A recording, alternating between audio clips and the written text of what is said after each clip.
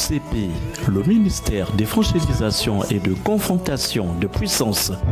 Situé après le carrefour de la gare, juste après l'orphelinat, l'Arche du Salut, vous invite tous les mercredis de 15h à 16h à écouter la parole de Dieu sur Radio Mwanda à travers son émission dénommée Eau Vive. Eau Vive. C'est aussi un espace qui vous permet de poser vos questions par rapport aux différents thèmes abordés. Infoline 02 28 60 34 et 04 40 23 52. J'aurai la victoire, quelles que soient les oppositions. Tu es ma force, mon beau.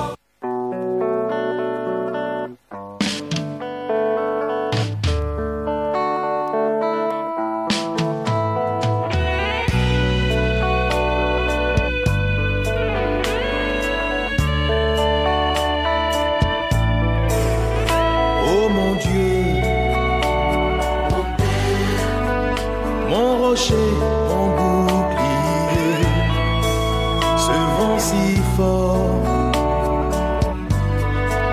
me donne des peines à avancer. Je sais qu'en toi je suis inébranlable et j'atteindrai la destinée. Je sais que par toi, je triompherai, j'atteindrai mes objectifs. Oui, par toi, j'aurai la victoire. Bienvenue dans quelles que soient les oppositions. Dans les 94.2 FM sur la radio Mwanda dans les eaux vives. Une émission chrétienne destinée à nous éclairer par la grâce de Dieu. Nous vous bénissons tous de nous écouter dans vos maisons, bureaux, voitures et que Dieu nous bénisse abondamment pour avoir honoré à ce rendez-vous. Le numéro pour nous joindre durant l'émission est le 02 28 60 34. L'émission c'est l'eau vive. La fréquence est le 94.2 FM.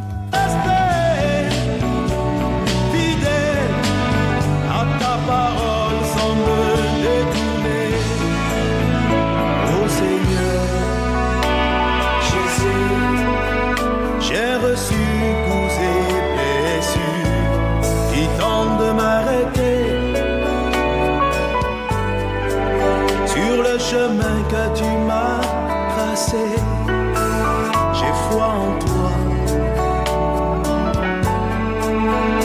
en ta force, ta capacité à me garder. Oui, tu es mon assurance, je sais par toi. Bonsoir sœur. Bonsoir frère. Merci déjà pour l'introduction, que Dieu soit béni. Eh bien, je vais me présenter rapidement, vu que c'est moi qui ai la parole. Je m'appelle Blanchard Mavungu, l'esclave de Jésus-Christ de Nazareth, votre serviteur. Et je vous? suis Leslie Diawa, à votre service par la grâce de Dieu. Amen, qu'il soit béni. Et, rapidement, si vous pouvez nous faire un petit récapitulatif du but de l'émission, même sœur.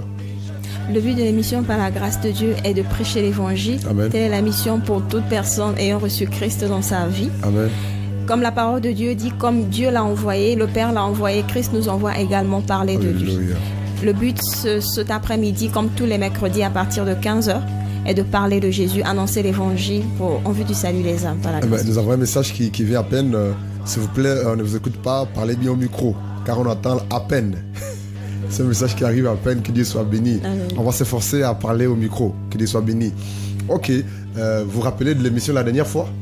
Non. D'accord, l'année fois nous étions là, bon, c'est une rediffusion.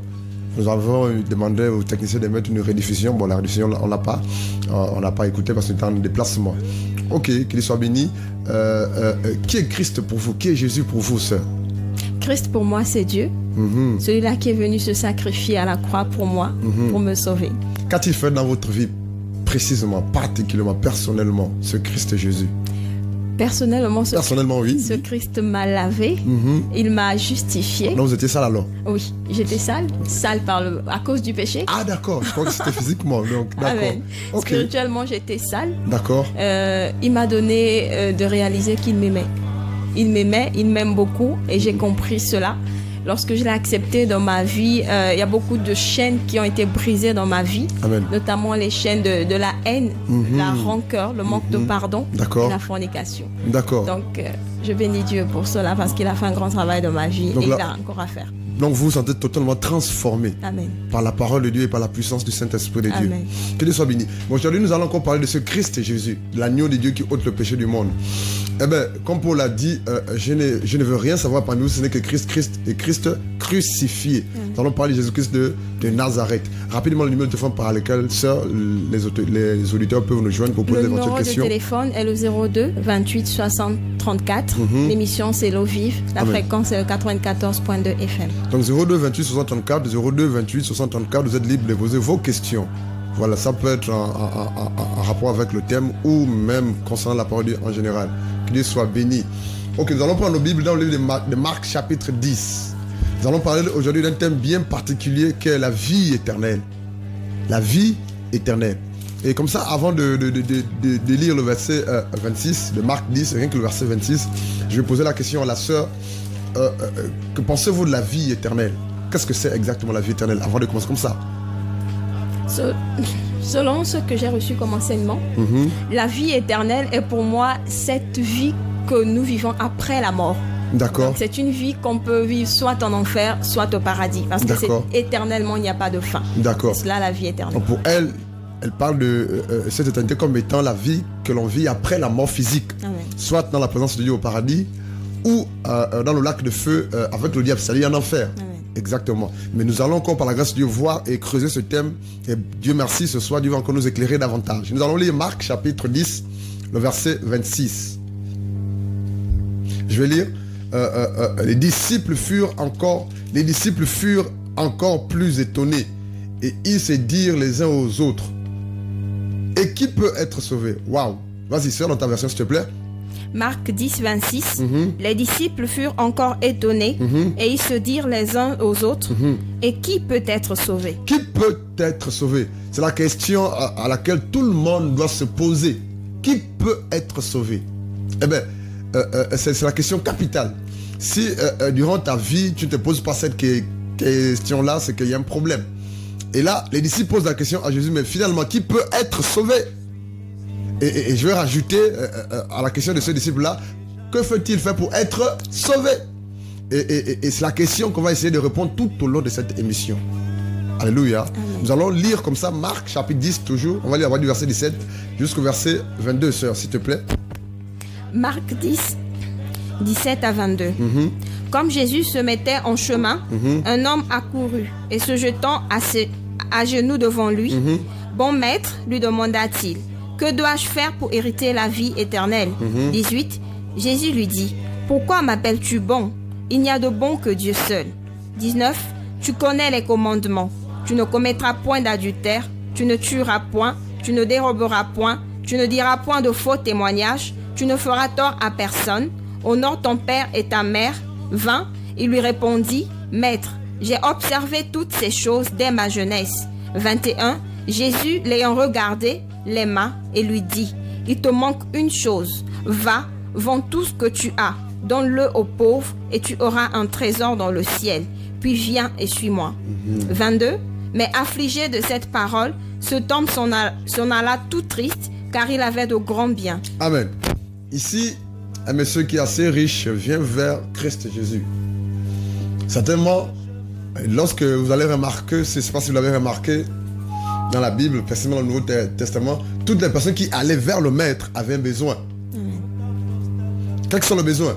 Mais en allant vers le Maître, ils savaient que Jésus devait répondre à leurs besoins. Et là, c'est ce monsieur riche, je veux dire richissime, qui va vers le Maître, vers Jésus-Christ de Nazareth. Et là, il pose une question capitale. Que dois-je faire pour hériter la vie éternelle? Que dois-je faire pour recevoir la vie éternelle? Que dois-je faire pour avoir la vie éternelle? Et ici, nous l'avons dit au départ, je vais juste renchérir la définition de la sœur. La vie éternelle, c'est cette vie qui commence avec Christ et qui n'a pas de fin. C'est une vie qui n'a pas de fin. C'est une vie sans fin. Voilà quoi. Et là, cet homme savait que sa vie sur terre devait s'arrêter un jour. Cet homme riche savait qu'un jour, sa vie physique devait finir, prendre fin.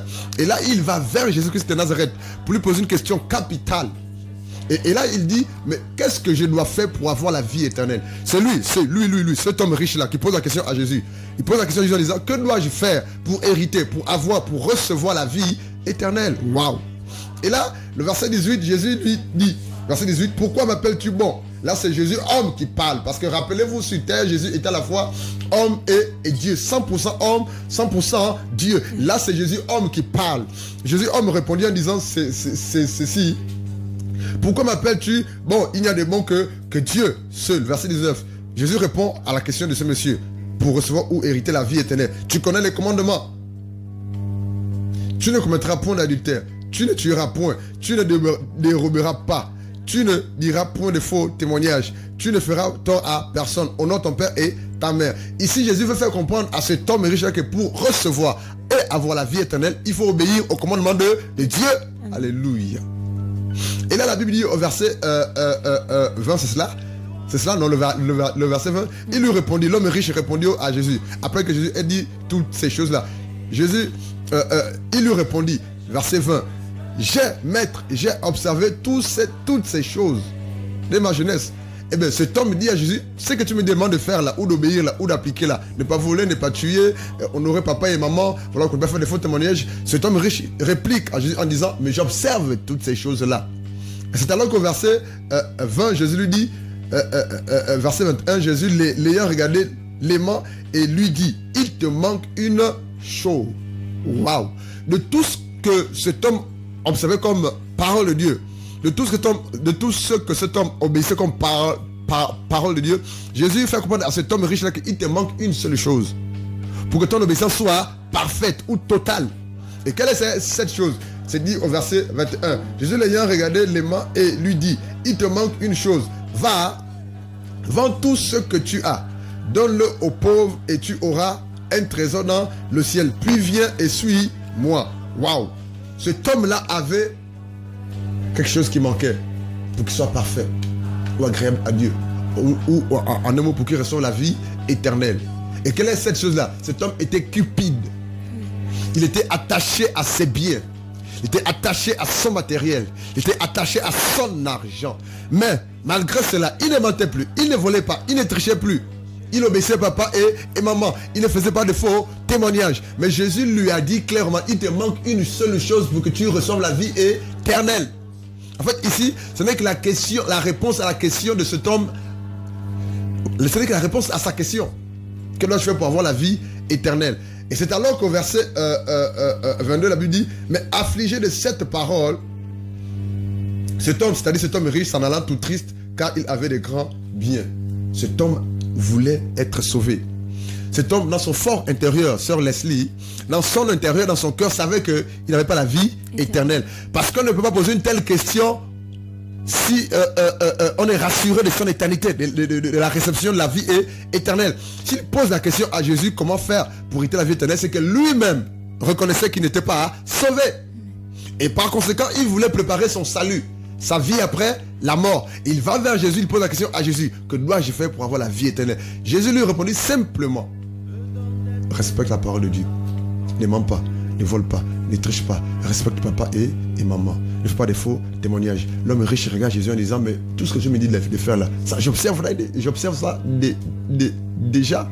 Mais pourquoi au-delà de moi, j'ai comme l'impression que je passe cette vie éternelle là. Et là, Jésus le regarde et Jésus lui dit ceci, il te manque une seule chose. Pour toi, qui m'a posé cette question, il te manque une seule chose. Va, vends tous tes biens, ensuite donne-le aux pauvres et suis-moi. La vie éternelle consiste, selon Marc chapitre 10, le verset 17 à 22. La vie éternelle consiste par la grâce de Dieu à observer tous les commandements de Dieu. Amen. La vie éternelle consiste à pratiquer toute la parole de Dieu. Et ensuite suivre Jésus. Mais c'est même cela suivre. On ne peut pas dire que je suis Jésus ou non que je suis chrétien si on n'obéit pas à la parole de Dieu. Oui, sœur. Qu'est-ce que tu veux dire par rapport à ça? Effectivement, je suis d'accord avec vos frères. Juste dire que nous sommes nombreux à nous dire en tant que chrétiens que je peux sélectionner une partie de la parole de Dieu. Je peux trier, prendre ce qui m'arrange et laisser ce qui ne m'arrange pas. Donc c'est là encore un enseignement, dire que pour être sauvé, on n'a pas à choisir, on a à obéir tout simplement. C'est l'obéissance et non la sélection, non pas choisir ce que je veux et ce que je ne veux pas, ce qui est trop difficile, ce qui m'arrange pas, c'est ce que je laisse. Mais le salut ici, ça va avec l'obéissance totale à la parole de Dieu. Amen. Voilà. Qu'il soit béni. Rapidement, le numéro de téléphone, sœur. 02 28 60 34, 02 28 60 34 par messagerie, le numéro par lequel on peut nous joindre par la grâce. D'accord. Dieu est bon. C'est cela. Qu'il soit béni. Nous allons rapidement prendre nos numéros. Nous allons ouvrir nos Bibles, s'il vous plaît, une fois de plus. Nos Bibles dans le livre de Jean, chapitre 17. Jean 17, juste devant là, un instant. Jean, chapitre 17. Nous allons lire à partir du verset 1 jusqu'au verset 2, 3 seulement. Vas-y, sœur, s'il te plaît. Jean 17, 1 à 3. Après avoir ainsi parlé, Jésus leva les yeux au ciel et dit, Père, l'heure est venue, glorifie ton Fils, afin que ton Fils te glorifie. 2. Selon que tu lui as donné pouvoir sur toute chair, afin qu'il accorde la vie éternelle à tous ceux que tu lui as donnés. 3. Or, la vie éternelle, c'est qu'ils te connaissent, toi, le seul vrai Dieu, et celui que tu as envoyé, Jésus-Christ. Avant de venir sur ce passage, juste donner une définition de la vie éternelle, encore un peu plus. La vie éternelle est un don gratuit de Dieu. Amen. La vie éternelle est un don gratuit de Dieu. En fait, c'est ce que Dieu nous donne à nous gratuitement, sans rien payer au préalable, sans débourser aucun centime. La vie éternelle. Voilà quoi. Et la vie éternelle est un don gratuit de Dieu. La vie éternelle est un héritage que Dieu nous donne. C'est la raison pour laquelle je me la question, que dois-je faire pour hériter la vie éternelle? La vie éternelle, c'est une promesse qui commence dès la conversion et qui se poursuit par la connaissance de Dieu. La vie éternelle par la grâce, c'est la promesse que Dieu nous donne en sacrifiant son Fils à la croix. La vie éternelle commence dès la conversion de tout homme à Christ Jésus. Voilà quoi. Et cette vie éternelle doit être entretenue par la connaissance de ce Dieu-là et par la connaissance de la parole de Dieu et l'obéissance à la parole de Dieu. Et dans Jean chapitre 17, la Bible au verset 1, après avoir ainsi parlé, Jésus leva les yeux au ciel et dit, Père, l'heure est venue, glorifie ton Fils, afin que ton Fils te glorifie. Verset 2. Selon que tu lui as donné pouvoir sur toute tes chairs, afin qu'il accorde la vie éternelle à tous ceux que tu lui as donné. La Bible dit au verset 2, selon que tu lui as donné pouvoir sur toute tes chairs, à qui le Père a donné le pouvoir sur toute tes chairs, au Fils, à Jésus-Christ de Nazareth. C'est cela, sœur. Amen. Et la Bible dit, selon que tu lui as donné pouvoir sur toute chair, afin qu'il accorde la vie éternelle à tous ceux que tu lui as donné. Donc ici, le verset 2 nous fait comprendre que la vie éternelle, c'est qui? C'est Christ Jésus. Et qui peut nous donner cette vie éternelle-là, c'est Jésus-Christ de Nazareth. La vie éternelle, c'est une fin, c'est une vie qui n'a pas de fin, une vie sans fin. Mais cette vie commence par la grâce de Dieu lorsqu'on se convertit à Jésus-Christ de Nazareth. On se donne, on se livre, on s'abandonne à Jésus-Christ de Nazareth. Voilà quoi. Mais plus bas, nous comprenons aussi que la vie éternelle, c'est Jésus-Christ de Nazareth lui-même. Lui-même. Et il dit au verset 3, sœur, or la vie éternelle, c'est qu'ils te connaissent, toi le seul vrai Dieu. Donc la vie éternelle consiste aussi à connaître Dieu. Donc on ne peut pas prétendre dire que j'ai la vie éternelle et ne pas se forcer à connaître ce Dieu qui nous a donné ou qui donne cette vie éternelle là. Et pour connaître ce Dieu, sœur, que faut-il faire? Pour connaître ce Dieu, c'est connaître sa parole, parce Amen. que Dieu est dans sa parole. Amen. Et c'est simplement cela. Pour connaître ce Dieu, il faut connaître sa parole. Et pour connaître sa parole, il faut lire la parole de Dieu. Et ce qui est dommage, c'est que dans nos églises respectives, c'est qu'ils sont nombreux, nous sommes nombreux qui allons dans ces lieux de prière, dans ces églises, mais on ne lit pas, on ne connaît pas la parole de Dieu. Et c'est la raison pour laquelle on se laisse tromper, mentir, escroquer par nombreuses personnes qui se disent hommes de Dieu. Mais qu'est-ce que la Bible dit? Or la vie éternelle, c'est qu'ils te connaissent. C'est un péché grave que de se dire chrétien n'est pas connaître Dieu et la parole de Dieu. Il dit, or la vie éternelle, c'est qu'ils te connaissent toi, le seul vrai Dieu, et celui que tu as envoyé, à savoir Jésus-Christ de Nazareth. Nous l'avons dit au départ par rapport à la diffusion de la vie éternelle. La vie éternelle, c'est une vie qui n'a pas de fin. Et cette vie commence dès lors qu'on a le salut à Jésus-Christ de Nazareth. La vie éternelle, la vie éternelle est le don gratuit de Dieu. Ce don gratuit de Dieu. Dieu nous donne la vie éternelle. C'est un don gratuit. La vie éternelle, c'est ce qu'on hérite par la grâce de Dieu en acceptant Jésus comme Seigneur Sauveur personnel. La vie éternelle, c'est cette promesse-là qui commence dès la conversion et qui se poursuit par la connaissance de Dieu. Et plus bas, nous avons dit aussi que par la grâce de Dieu, que la vie éternelle, c'est Christ lui-même. Alléluia. Amen. Et nous allons voir des versets qui parlent de cela. Nous sommes là dans Jean chapitre 17, le verset 3. Or la vie éternelle, c'est qu'ils te connaissent, toi le seul vrai Dieu, et celui que tu as envoyé, à savoir Christ Jésus. On ne peut pas hériter la vie éternelle si on ne connaît pas Christ Jésus. Amen. Oui, sœur. Je ne sais pas si tu as quelque chose à dire. Nous allons, par la grâce de Dieu, rapidement rappeler le numéro de téléphone dans lequel vous pouvez nous joindre. 02 28 60 34. 02 28 60 34, l'émission c'est l'eau vive. Amen. Nous allons prendre nos Bibles dans Jean chapitre 3. On revient un peu derrière, s'il te plaît. Jean chapitre 3, nous allons lire le verset 16. C'est un verset que tout le monde aime bien. Jean 3, 16. Oui, sœur, s'il te plaît. Jean 3, 16. Et puis tu sais un peu dire quelque chose par rapport à ce passage que tu aimes bien lire. Et surtout rappeler à ceux à qui tu prêches la parole. Jean 3, 16. Car Dieu a tant aimé le monde qu'il a donné son Fils unique afin que quiconque croise en lui ne périsse point mais qu'il ait la vie éternelle. Amen. Je vais relire ma version. Ensuite tu vas prendre la parole. Ok. Car Dieu a tant aimé le monde qu'il a donné son Fils unique afin que quiconque croit en lui ne périsse pas mais qu'il ait la vie éternelle. Oui, sœur. Par la grâce de Dieu, ce passage, je le comprends comme un signe d'amour pour Dieu envers le monde. Dieu, par ce sacrifice qu'il fait en donnant son Fils Jésus, il prouve qu'il nous aime. Et il n'y a pas de salut. On ne peut avoir de salut si ce n'est en passant par Jésus. Amen. Donc c'est pour dire que Jésus est le seul chemin par lequel nous puissions être sauvés. Amen. Eh bien, je vais ajouter quelque chose par la grâce de Dieu. La Bible dit, car Dieu a tant aimé le monde, car Dieu le Père aime le monde. Et la preuve que Dieu aime le monde, c'est qu'il a sacrifié son Fils, alléluia, à la croix, pour que le monde soit sauvé. L'amour va avec des preuves. On ne peut pas aimer sans manifester des preuves. Amen. Voilà quoi. Ils sont nombreux qui disent, oh, j'aime ma femme, j'aime mon mari, oh, j'aime mes enfants. Et puis ils ne font rien pour cela en retour, pour prouver qu'il aime. Dieu ici nous prouve son amour, en ce sens qu'il envoie son Fils mourir à la croix pour que l'on soit sauvé. Car Dieu a tant aimé le monde qu'il a donné. L'amour va avec le donner. L'amour va avec le sacrifice. L'amour va avec la privation. C'est parce que j'aime, je me prive. C'est parce que j'aime, je donne. Parce que j'aime, je me sacrifie. Alléluia. Et Dieu nous prouve son amour en ce sens qu'il a donné son Fils en sacrifice. Pourquoi? Pour que l'on reçoive la vie éternelle. Et la parole est claire. Dieu nous aime. Dieu nous aime. Pour qu'on sache que Dieu nous aime, Dieu a donné son Fils en sacrifice.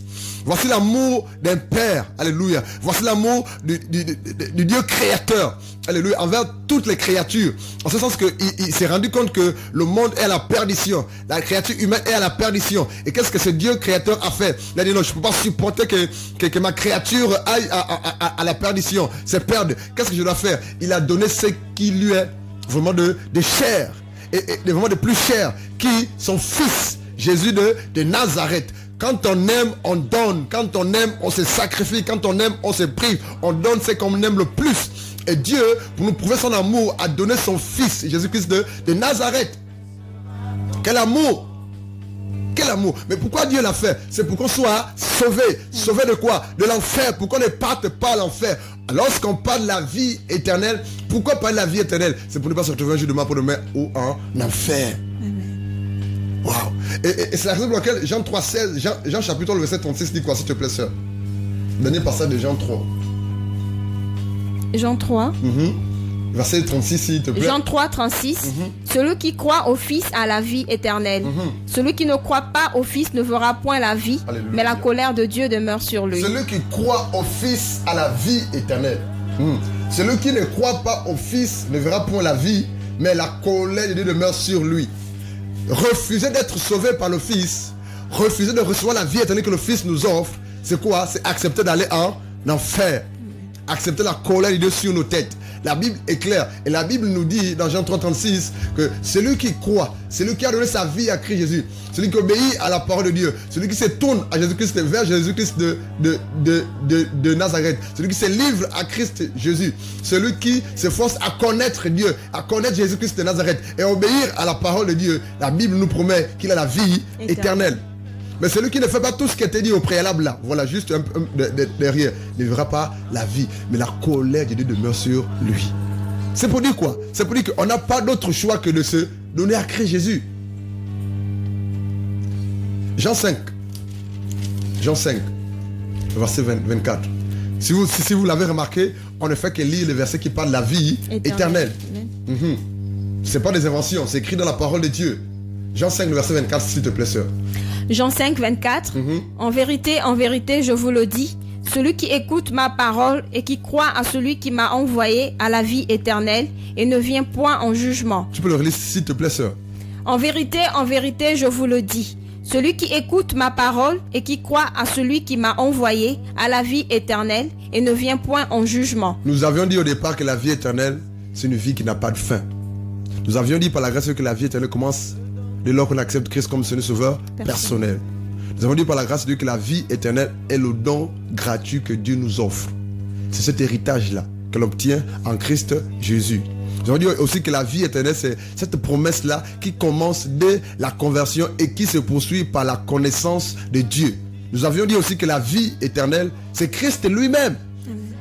Et c'est la raison pour laquelle, dans Jean 5, le verset 24, la Bible dit, en vérité, je vous le dis, celui qui écoute ma parole et qui croit à celui qui m'a envoyé, qui parle à Jésus-Christ de Nazareth, celui qui écoute la parole de Dieu, la parole de Christ. Voilà quoi. Donc ce livre-là, la Bible, celui qui écoute ma parole et qui croit à celui qui m'a envoyé à la vie éternelle. Et la Bible dit, et ne vient point en jugement. Donc celui qui n'écoute pas la parole de Dieu, celui qui ne croit pas en Jésus-Christ de Nazareth est déjà jugé.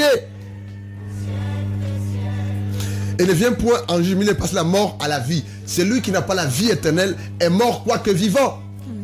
Parce que ça, je veux le dire par la grâce de Dieu, la vie éternelle commence ici-bas.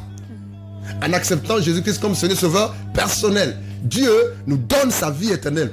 En ce sens que Christ vient vivre en nous. Parce que la Bible dit dans 1 Corinthiens 3, là-bas, le verset 16, que nous sommes l'habitation de Dieu en esprit. Et cette vie éternelle commence dès lors qu'on accepte Christ dans notre vie comme Seigneur Sauveur personnel et que par la grâce de ce Christ vient résider en nous par le corps de son esprit. On bénéficie de cette vie éternelle. Maintenant, lorsque la mort physique va arriver, cette vie éternelle va continuer avec Christ ou au paradis. Et tout homme qui n'a pas Christ Jésus dans sa vie comme Seigneur Sauveur personnel, lorsque cette personne meurt, va tout droit en enfer et va retrouver son maître, qui est le diable, ou en enfer, et ensuite dans le lac de feu. C'est pour dire quoi? C'est pour dire que vraiment Dieu nous aime. Dieu nous aime. Et qu'est-ce qui prouve que Dieu nous aime? Qu'est-ce qui prouve que Dieu t'aime? Ce qui prouve que Dieu t'aime, chers frères, chères sœurs, auditeurs de Radio Manda, c'est que Dieu, le Père, a envoyé son Fils mourir à la croix pour que tout le monde en reçoive, on bénéficie, on hérite la vie éternelle.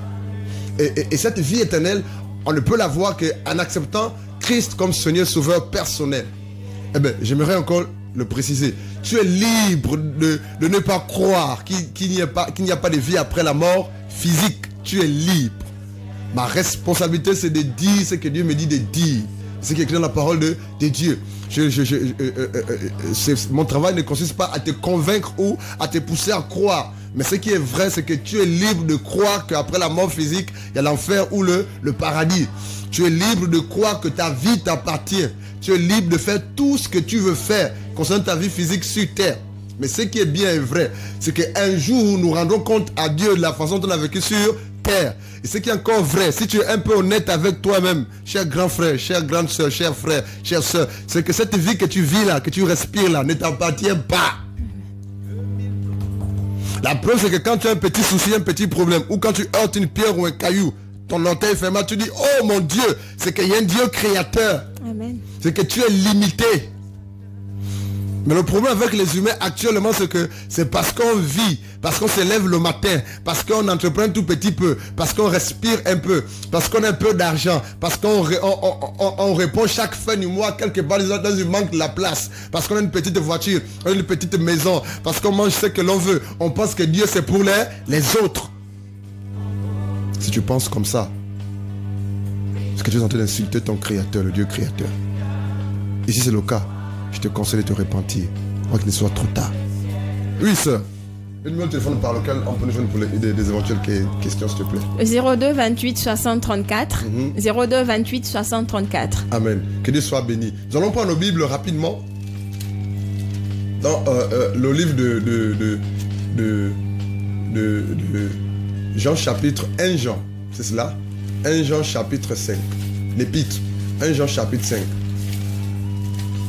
1 Jean chapitre 5. L'épître, 1 Jean chapitre 5. On va aller à partir du verset 10, s'il te plaît, sœur. 1 Jean chapitre 5. 1 Jean 5. 1 Jean 5, 10. Celui qui croit au Fils de Dieu a ce témoignage en lui-même.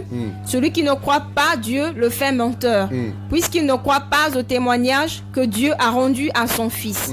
11. Et voici, ce témoignage, c'est que Dieu nous a donné la vie éternelle et que cette vie est dans son Fils. Amen. 12. Celui qui a le Fils a la vie. Celui qui n'a pas le Fils de Dieu n'a pas la vie. 13. Je vous ai écrit ces choses afin que vous sachiez que vous avez la vie éternelle, vous qui croyez au nom du Fils de Dieu. Alléluia. Le verset 10 dit ceci. Celui qui croit au Fils de Dieu a la vie éternelle. Sœur, ça veut dire quoi croire au Fils? Est-ce seulement aller à l'église ou lire la Bible ou parler de Dieu? Croire au Fils, c'est l'accepter comme Seigneur et Sauveur personnel et obéir à sa parole. Alléluia. Et c'est cela. La Bible dit celui qui croit au Fils. Nous sommes nombreux qui disons, oh mais je crois que Jésus-Christ est Dieu. Je crois au Fils de Dieu.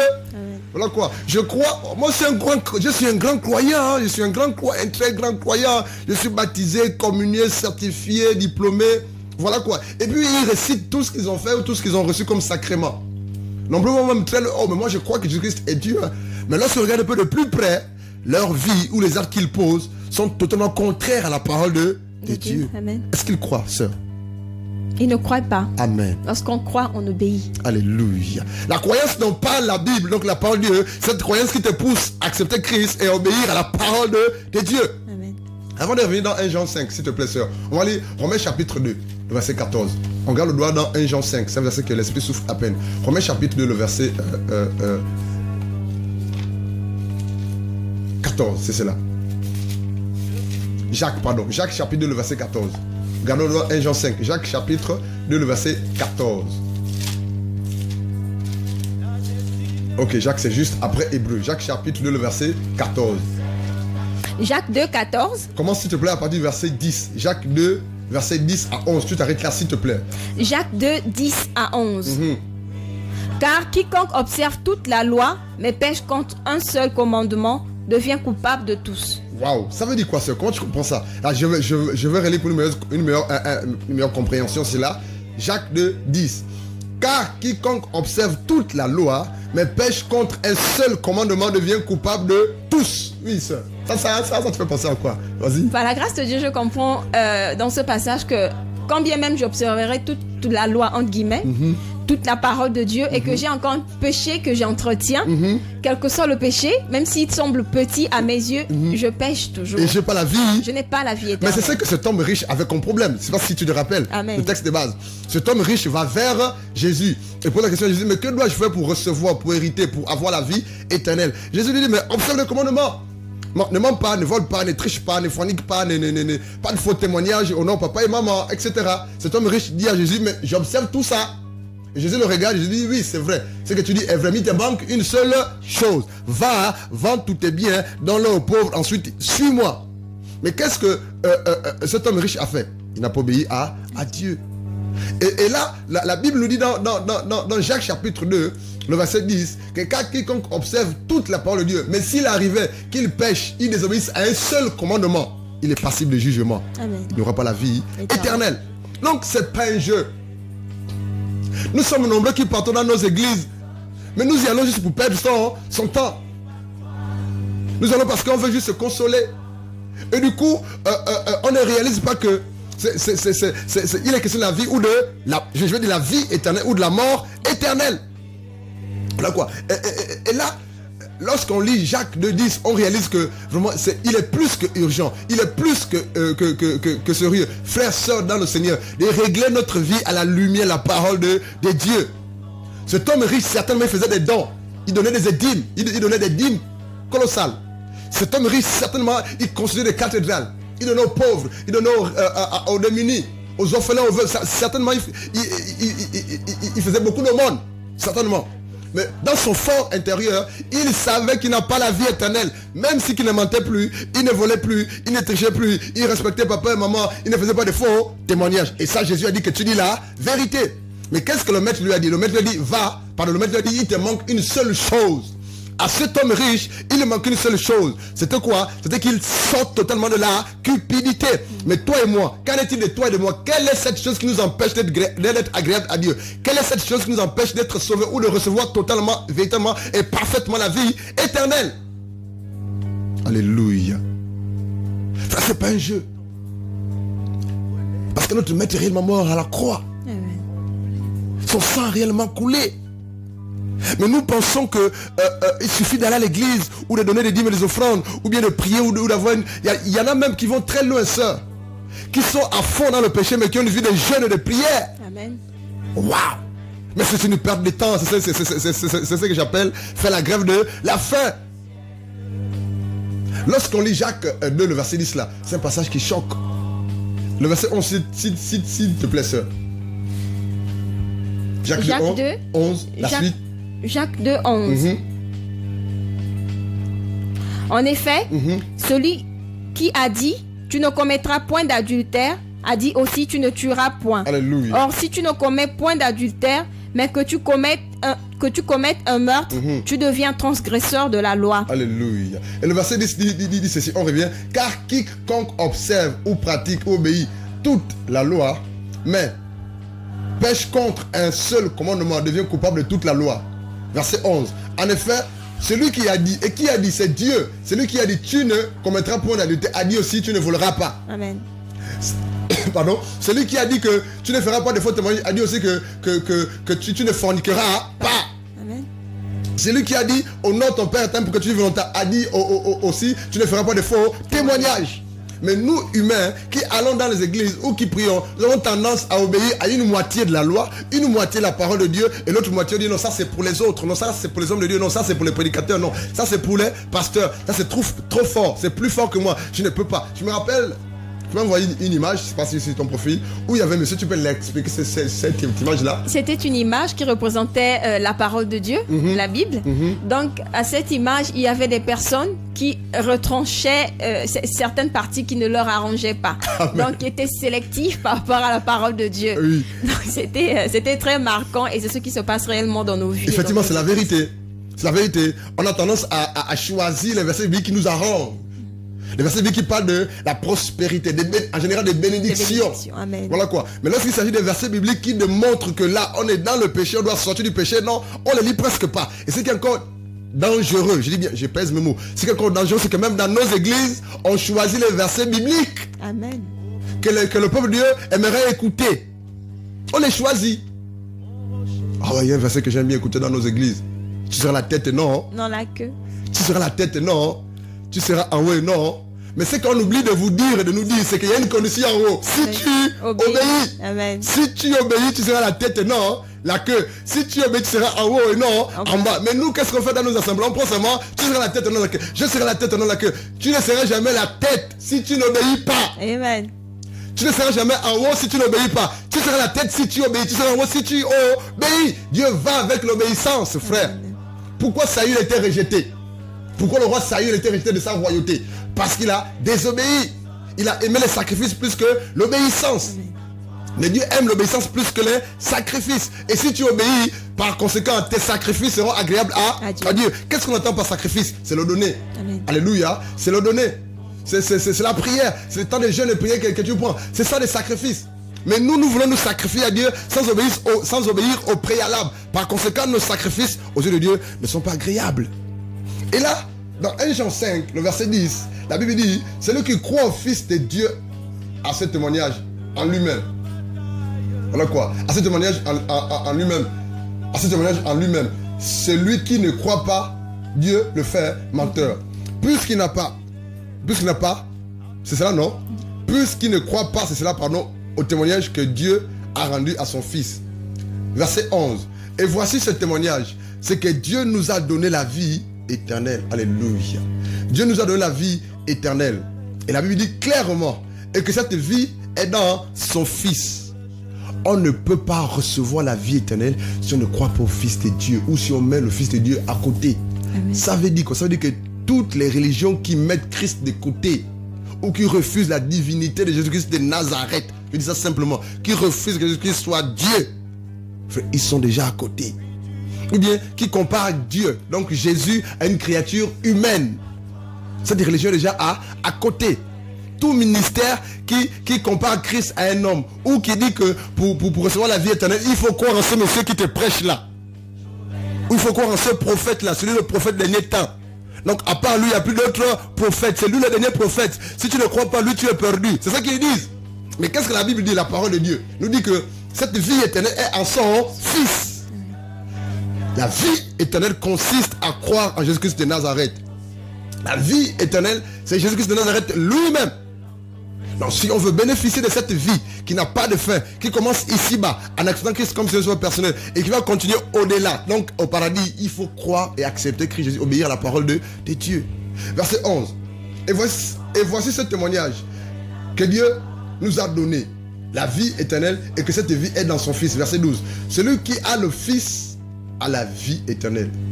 Celui qui n'a pas le Fils de Dieu n'a pas la vie éternelle. Waouh! Waouh! Verset 13. Je vous ai écrit ces choses afin que vous sachiez que vous avez la vie éternelle, vous qui croyez au nom du Fils de Dieu. Verset 13. Je vous ai écrit ces choses afin que vous sachiez que vous avez la vie éternelle, vous qui croyez au nom du Fils de Dieu. Quel est le nom du Fils de Dieu? Jésus-Christ. Jésus-Christ. Alléluia. Amen. Oui, sœur, tu veux dire quelque chose? Juste encourager nos frères et sœurs qui se disent appartenir au corps de Christ. C'est que cette appartenance ne se fait pas du bout de lèvres uniquement. Appartenir à Jésus va avec l'obéissance à la parole de Dieu. Ce n'est pas facile. Il le dit dans sa parole, ce n'est ni par la force ni par l'intelligence, mais c'est par son esprit. Du moment où nous acceptons d'appartenir à Jésus-Christ, en l'acceptant comme Seigneur et Sauveur personnel de nos vies, il nous donne son esprit qui nous donne la force de surpasser, de dépasser, de résister au péché. Il nous donne la force de résister à tout ce qui est tentation du monde. Il nous donne la force de marcher avec lui. Ce n'est pas de nous-mêmes que nous faisons cela. Donc si nous voulons être sauvés, nous voulons bénéficier de cette vie éternelle, de cette promesse, nous devons obéir à la parole de Dieu. Il n'y a pas de négociation à cela. Alléluia. Que Dieu soit béni. Le numéro par lequel vous nous joindre pour les éventuelles questions. Nous rappelons, le numéro est le 02 28 60 34. 02 28 60 34. Que Dieu soit béni. Le verset 20 dit ceci. 1 Jean chapitre 5, le verset 20 dit ceci. Nous savons aussi que le Fils de Dieu est venu. Écoutez bien. Nous savons aussi que le Fils de Dieu est venu et qu'il nous a donné l'intelligence pour reconnaître le véritable. Et nous sommes dans le véritable. Pour savoir si tu es dans le véritable ou pas, il faut juste poser la question, est-ce que j'ai Christ? Est-ce que j'ai reçu Christ? Est-ce que j'ai donné ma vie à Christ Jésus? Est-ce que j'ai obéi à la parole de Dieu? Verset 20 dit ceci, je vais le relire pour une bonne compréhension. Nous savons aussi que le Fils de Dieu est venu et qu'il nous a donné l'intelligence. Alléluia. On a l'intelligence pour connaître que Christ est Dieu. Il faut d'abord être en Christ. Amen. Nous savons aussi que le Fils de Dieu est venu et qu'il nous a donné l'intelligence pour connaître le véritable. Qui est le véritable? Jésus-Christ de Nazareth. Et nous sommes dans le véritable, en son Fils, Jésus-Christ. La suite, sœur. C'est lui qui est le Dieu véritable et la vie éternelle. Alléluia. La Bible dit, nous savons que nous sommes dans le véritable. C'est cela. Voilà quoi. Et la Bible dit, et nous sommes dans le véritable. En son Fils, Jésus-Christ. Point. C'est lui, donc Jésus, c'est lui qui est le Dieu véritable. Amen. Et la vie éternelle. La vie éternelle, c'est Jésus-Christ. Comment voulons-nous avoir la vie éternelle si on n'a pas créé Jésus dans notre vie ou en nous? 1 Jean 20, 1 Jean chapitre 5, le verset 20 dit quoi? Dit, nous savons aussi que le Fils de Dieu est venu, il est réellement venu sur terre physiquement, et qui nous a donné l'intelligence pour connaître le véritable. On ne peut pas connaître le véritable Dieu si on n'a pas reçu Christ Jésus comme Seigneur Sauveur véritable. C'est Dieu, par le courant de son esprit, qui donne l'intelligence de reconnaître que Christ est Dieu. C'est la raison pour laquelle il ne faut jamais débattre avec ceux qui disent que Jésus n'est pas Dieu. Amen. C'est pas nécessaire de débattre avec eux. On fait tout un plateau, les musulmans, les rosicruciens, les satanistes, les athées, etc. Et puis, est-ce que Jésus est Dieu? Les uns disent que non, Jésus n'est pas Dieu. Or, les autres disent non, Jésus est le fils de Marie. Oh, c'est un simple prophète. Vous n'irez nulle part. Pour que quelqu'un accepte que Christ Jésus est Dieu, il faut d'abord qu'il reçoive ce Dieu, qu'il accepte. Et Dieu donne l'intelligence de reconnaître que Jésus-Christ est Dieu. Par le contrôle de son esprit. Et la Bible dit, dans 1 Jean 5, verset 20, nous savons aussi que le Fils de Dieu est venu et qui nous a donné l'intelligence, alléluia, l'intelligence surnaturelle, spirituelle, pour connaître le véritable. Et nous sommes dans le véritable, en son Fils, Christ, Jésus-Christ. C'est lui qui est le Dieu véritable et la vie éternelle. La vie éternelle, c'est Jésus. Alléluia. Amen. La vie éternelle, c'est Jésus. Il est la vie éternelle. Il est la vie éternelle. Quiconque le reçoit et l'accepte comme Seigneur Sauveur personnel reçoit la vie éternelle, hérite de la vie éternelle. Amen. Amen. Nous sommes nombreux qui disons, je prie depuis 10 ans, depuis 15 ans, depuis 3 ans, depuis 4 ans. Mais quand on regarde la vie, il n'y a pas de témoignage. Amen. Oui, sœur, qu'est-ce que tu peux dire par rapport à cela? Mais ils tiennent fortement et fermement qu'ils sont sauvés. La parole de Dieu dit que nul ne peut passer près de la croix et demeurer le même. Nous ne pouvons pas être nés de nouveau, avoir accepté Jésus comme Seigneur et Sauveur personnel et ne pas avoir été changé. Amen. Donc c'est comme faire de ce Dieu-là menteur. Parce que lorsque nous venons à Jésus, nous sommes chargés, nous sommes souillés. Et lorsque nous l'acceptons, il nous lave, il nous nettoie, il nous revêt de son esprit. Et cet esprit-là nous donne d'abandonner tout ce que nous faisions qui ne glorifiait pas Dieu. Amen. Cet esprit-là nous donne de marcher selon sa parole, de marcher en cherchant à lui être agréable. Amen. Donc nous ne pouvons plus rester attachés aux choses que nous faisions. Parce qu'il dit que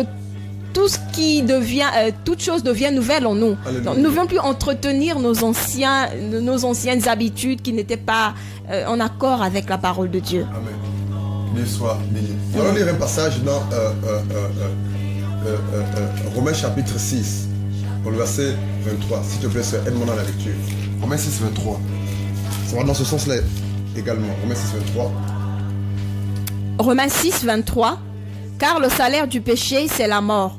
Mais le don gratuit de Dieu, c'est la vie éternelle en Jésus-Christ notre Seigneur. Relis, s'il te plaît, ça. Romains 6, 23. Car le salaire du péché, c'est la mort.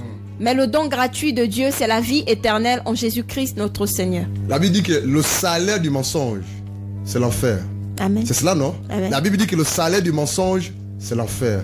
Le salaire de la haine, c'est l'enfer. Je dis ça simplement pour que l'on comprenne. Le salaire de la fornication, c'est l'enfer. Le salaire de la colère, c'est l'enfer. Le salaire du manque de pardon, c'est l'enfer. Le salaire des rancœurs, c'est l'enfer. Le salaire du concubinage, c'est l'enfer. Le salaire de meurtre, tuer son prochain ou son voisin, c'est l'enfer. En un mot, pratiquer le péché, à la fin, on aura un salaire. Quel est ce salaire-là? C'est l'enfer dans le feu. Mais la Bible dit, car le salaire du péché, c'est la mort. Mais il y a un mais qui suit ce verset. Mais le don gratuit de la vie éternelle, c'est le don gratuit que Dieu nous offre. Amen. Et quel est ce don gratuit? C'est Jésus-Christ de Nazareth. Le salaire du péché, c'est la mort. Mais le don gratuit de Dieu, c'est la vie éternelle.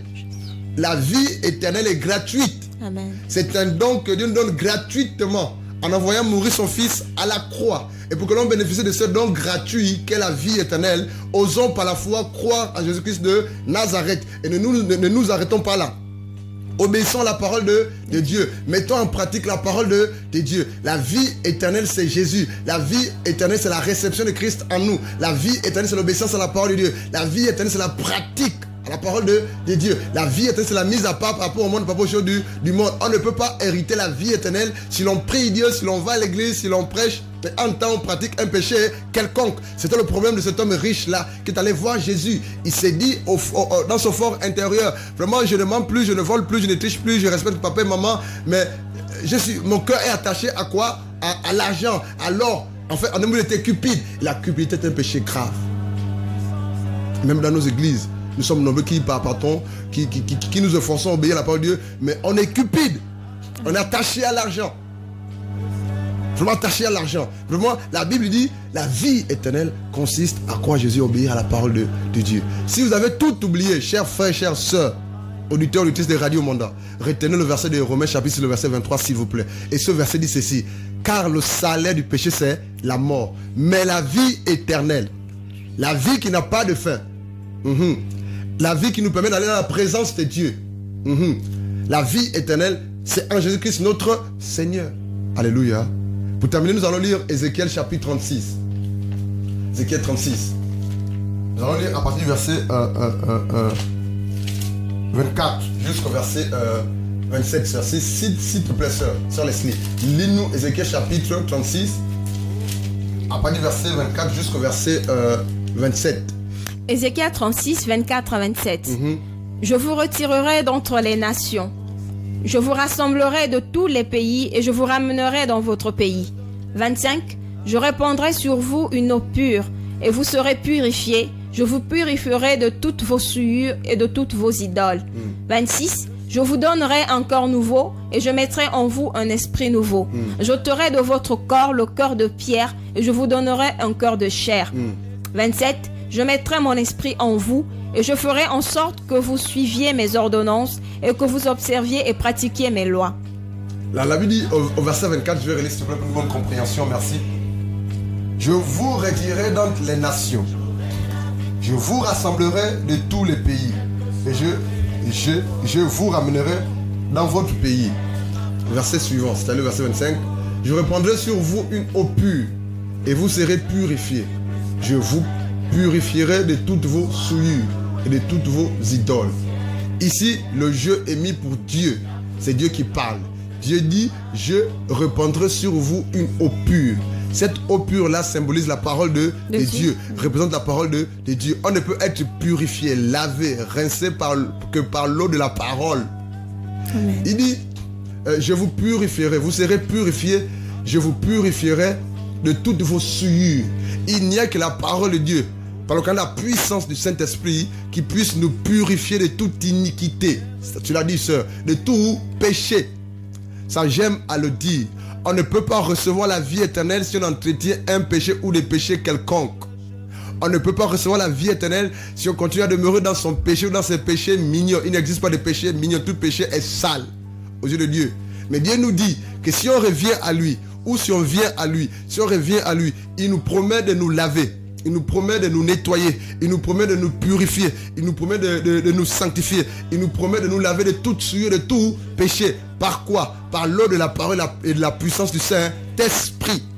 La Bible dit au verset 26, je vous donnerai un cœur nouveau.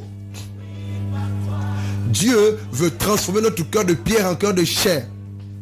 Dieu, lorsqu'il vient habiter en quelqu'un par le cas de son esprit, après l'avoir reçu comme Seigneur personnel, la première chose que Dieu fait, ou l'une des choses que Dieu fait, c'est de nous transformer notre homme intérieur, notre cœur. Parce que la Bible dit que le cœur de l'homme est méchant et tortueux par-dessus tout et trompeur. Et c'est la raison pour laquelle on ne peut pas être sauvé avec notre cœur naturel. Et là, Dieu, lorsqu'on accepte dans notre vie comme Seigneur personnel, il vient faire un lavage, un nettoyage, à la fois sur le plan interne et externe de la personne. Amen. En fait, c'est ton intérieur, c'est mon intérieur qui a un souci, qui a un problème. Le problème, ce n'est pas l'extérieur. L'extérieur n'est que le reflet de ce qui est à l'intérieur.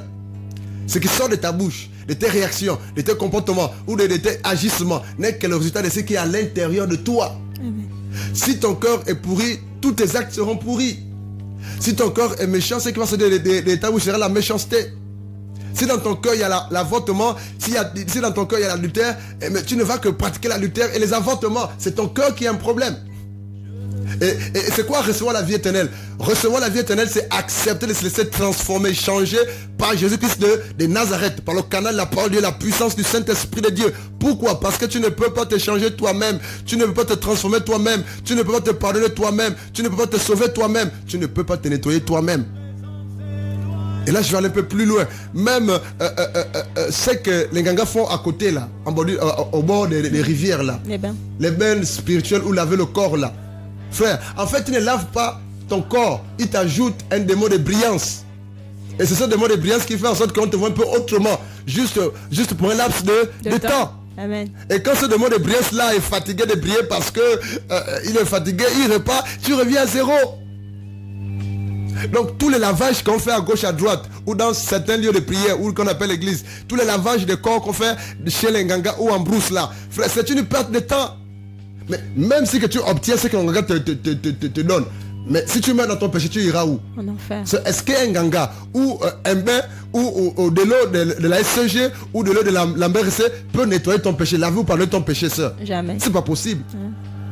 Mais il n'y a que l'eau de la parole qui puisse te laver, te nettoyer, te rincer de tes péchés. Parce que l'eau de la parole, c'est Jésus lui-même de Nazareth, la parole faite chair. Lorsque quelqu'un écoute cette parole, la reçoit la parole de Dieu, l'accepte, la met en pratique, Dieu fait un travail en profondeur à l'intérieur de lui. Et ce travail va se répercuter sur le plan extérieur de la personne. Et c'est cela là, la vie éternelle. Et le verset 26 dit ceci, Ézéchiel 36, 26. Je vous donnerai un cœur nouveau. Waouh. Ce cœur nouveau, on ne peut l'avoir qu'en Christ Jésus. Je vous donnerai un cœur nouveau. Et je mettrai en vous un esprit nouveau.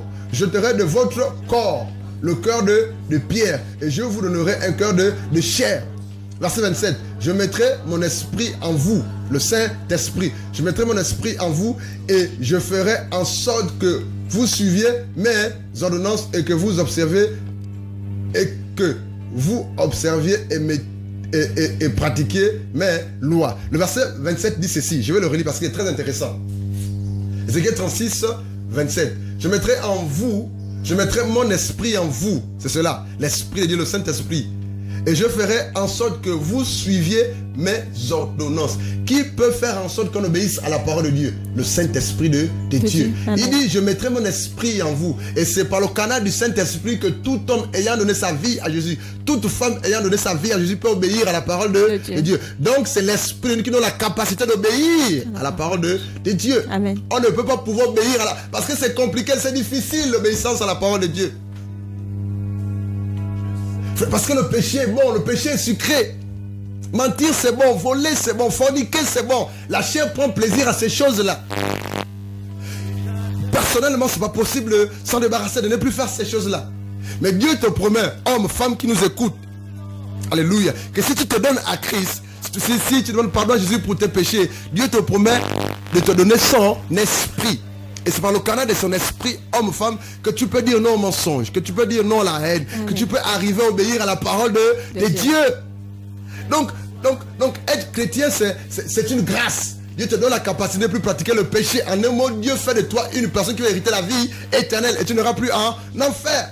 Mais Dieu dit quoi? Il dit, je mettrai en toi, en nous, en vous, son esprit, de sorte qu'on puisse obéir ou arriver à obéir à la parole de Dieu. Quelle bonne nouvelle! Quelle bonne nouvelle. Ce soir, nous voulons vous rappeler que Jésus vous aime. Que Jésus nous aime. Ce soir, nous voulons vous rappeler par la grâce de Dieu que nous vous aimons par la grâce de Dieu, l'amour de Dieu. C'est la raison pour laquelle, par la grâce de Dieu, on s'efforce à vous faire comprendre et à vous expliquer un tout petit peu ce thème-là, qu'est la vie éternelle. Parce que Dieu veut nous sauver, nous tous. La Bible dit que la volonté de Dieu est que tout le monde soit sauvé. Dieu ne veut pas la mort du méchant. Il veut que le méchant arrive à la repentance pour hériter la vie éternelle. Alléluia. Amen. Que Dieu soit béni. Oui, sœur, rapidement le numéro de téléphone. 02 28 60 34. 02 28 60 34. Ok. Par rapport au thème, sœur, est-ce que tu as une question qui te traverse l'esprit ou quelque chose à dire par rapport au thème? Par rapport au thème, une question que certaines doivent quand même certainement se poser à propos du baptême. Certains enseignements disent que le baptême nous aide à être lavés de nos péchés. Nous purifie, nous pardonne. Dans ce cas, qu'est-ce qu'est le baptême de l'eau? Le baptême d'eau précisément. Amen. Nous allons aller dans Marc chapitre 16. Marc chapitre 16, s'il vous plaît. Marc chapitre 16.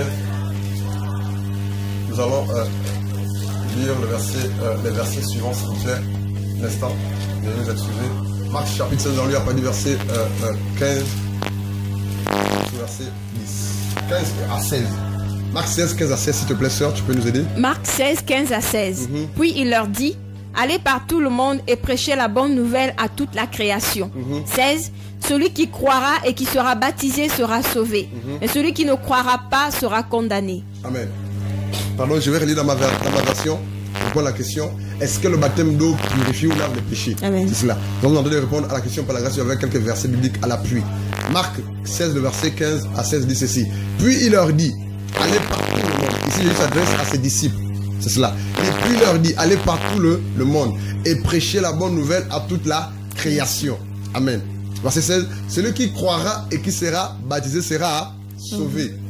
Celui qui croira et qui sera baptisé. C'est ça, non? Amen. Sera sauvé. Mais celui qui ne croira pas sera condamné. Je me répète. Verset 16. Celui qui croira et qui sera baptisé. Donc, avant de passer par les eaux du baptême, il faut d'abord croire. Amen. Ici, l'accent est mis sur le verbe croire. Celui qui croira.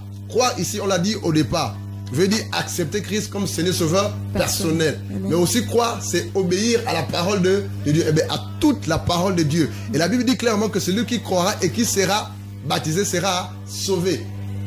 L'accent est mis sur le verbe croire. C'est parce qu'on a cru en Christ Jésus que nos péchés sont déjà pardonnés. Alléluia.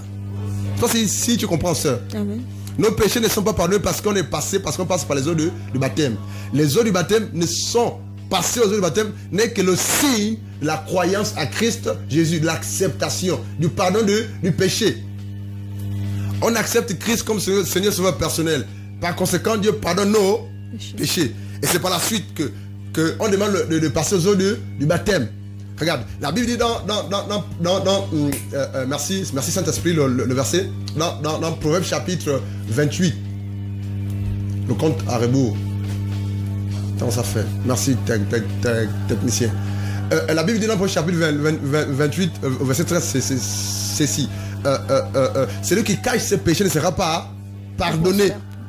Amen. Celui qui cache ses péchés ne sera pas pardonné ou sauvé. Mais celui qui les avoue obtient la miséricorde de Dieu. Donc, nos péchés sont lavés. Nos péchés sont pardonnés. Parce qu'on a osé confesser nos péchés à Christ Jésus et que Jésus nous a pardonnés. Alléluia. Et maintenant la suite c'est quoi? Dieu aimerait qu'on passe par les eaux de baptême. Les eaux de baptême ne lavent pas les péchés. Les eaux de baptême ne purifient pas les péchés. Parce que l'eau de l'embéressé ou l'eau qui est vers la SCG là-bas ou l'eau de la SCG ne peut pas pardonner les péchés de quelqu'un. Combien de fois tu t'es lavé avec l'eau de la SCG mais tu continues à mentir, voler, tricher, forniquer, haïr ton prochain? Combien de fois es-tu allé te laver à l'eau de l'embéressé et quand tu ressors de cette eau, tu es toujours ce gars qui a la haine, cette femme vraiment qui est rancunière, qui a toujours parce que le péché est dans le cœur. Ézéchiel 14. Dis-moi, s'il vous plaît, technicien un instant. Ézéchiel 14. Allons-y dans Ézéchiel 14, s'il vous plaît. Je vais lire après du verset 1. La Bible dit dans Ézéchiel chapitre 14, verset 1. Quelques-uns des anciens d'Israël vinrent auprès de moi. Auprès d'Ézéchiel le prophète. Ézéchiel 14, 1. Quelques-uns des anciens d'Israël vinrent auprès de moi. Et s'assirent devant moi. Donc devant Ézéchiel. Verset 2. Et la parole de l'Éternel me fut adressée en ces mots. La parole de l'Éternel s'adresse. Dieu s'adresse à Ézéchiel. Lorsque ces hommes sont venus s'asseoir en face d'Ézéchiel. Verset 3. Fils de l'homme, ces gens-là portent leur idole dans leur cœur. Et ils attachent les regards sur ce qui les fait tomber dans l'iniquité. Dans la version parole vivante, c'est écrit, ces hommes ont les dieux dans leur cœur. Et leur regard s'attache au péché. Le péché est situé dans le cœur de l'homme. Amen. Et non sur le corps physique. Dans le cœur de l'homme. Tu veux te laver corporellement, physiquement. Avec toutes les eaux possibles, même mettre toutes sortes d'eau de javel dans cette eau-là. Mais cette eau-là ne va jamais laver tes péchés. Voilà quoi. Pourquoi? Parce que le péché est situé dans le cœur de l'homme. Et quand je parle du cœur ici, je ne fais pas allusion à l'organe physique qui renvoie le sang dans tout le corps. Il est question de l'homme intérieur. Voilà quoi. C'est-à-dire l'ensemble de tes pensées, de tes émotions, tes sentiments, c'est ça le cœur. selon Dieu. La Bible dit que ces hommes-là ont le péché dans leur cœur. Mais qui peut ôter, déraciner, extirper le péché qui est dans le cœur de l'homme? Ce n'est que Jésus-Christ de Nazareth. Par le canal de la parole de Dieu et de la puissance du Saint-Esprit. En fait, le baptême d'eau n'est que la preuve, par la grâce de Dieu, de l'acceptation de Jésus-Christ comme celui sur le Père personnel et du pardon de nos péchés. Amen. Et là, par la grâce, on passe au baptême d'eau. Mais le baptême d'eau ne lave pas les péchés, ne purge pas les péchés. C'est la raison pour laquelle dans 1 Pierre là-bas, la Bible dit clairement que le baptême n'est qu'un signe de bonne conscience envers Dieu. Ce n'est pas un moyen de laver nos péchés. Amen. Amen. Que Dieu soit béni. Rapidement, rappelez le téléphone, c'est le 02 28 60 34. 02 28 60 34. L'émission c'est Au Vive. Un mot de fin, sœur, par rapport à l'émission. Nous sommes à la fin. J'ai été beaucoup bénie par cette émission, surtout sur le thème qui a été abordé. Et j'ose espérer que mes frères et sœurs dans leur maison, bureaux et véhicules ont également été bénis. Juste encouragés à penser à notre salut. Amen. À penser à cette vie, après cette vie physique que nous avons sur terre. Il y a réellement une vie. C'est pas parce que nous refusons de reconnaître que l'enfer existe et que le paradis existe que ces deux endroits vont disparaître. Jésus est le seul chemin qui puisse nous conduire vers la vie.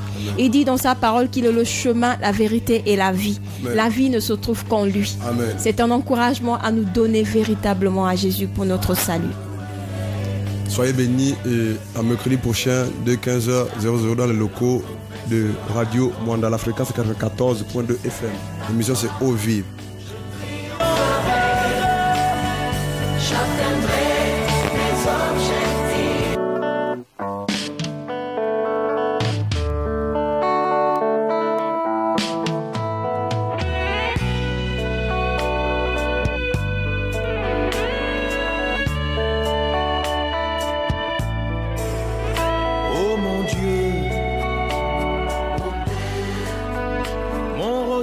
Le MECP, le ministère d'évangélisation et de confrontation de puissance, situé après le carrefour de la gare, juste après l'orphelinat, l'Arche du Salut, vous invite tous les mercredis de 15h à 16h à écouter la parole de Dieu sur Radio Mwanda à travers son émission dénommée Au Vive.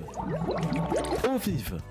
C'est aussi un espace qui vous permet de poser vos questions par rapport aux différents thèmes abordés. Infoline 02 28 60 34 et 04 40 23 52.